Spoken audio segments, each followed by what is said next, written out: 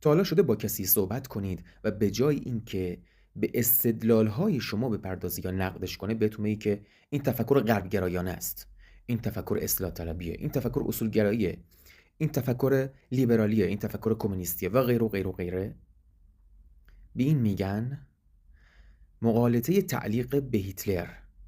یعنی اینکه فرد به جای اینکه استدلال شما رو نقد کنه، میاد همچین چیزی بهتون میگه که این تفکر تو تفکر اینه، نسبت میده مثلا به هیتلر، به فاشیست، به کمونیست، لیبرالی، غربگرایانه و غیره و غیره. خب حالا راهش چیه؟ اگر طرف مذهبی، سخن امام علی رو بهش میگیم، حضرت علی که میفرماید انظر الی ما قال لا الی من قال، بنگر که چه میگوید، نه اینکه چه کسی میگوید. اگر مذهبی نیست بهش بگید که تو اول ببین من چی میگم، بعد اگه بد بود دیگه نمیگم.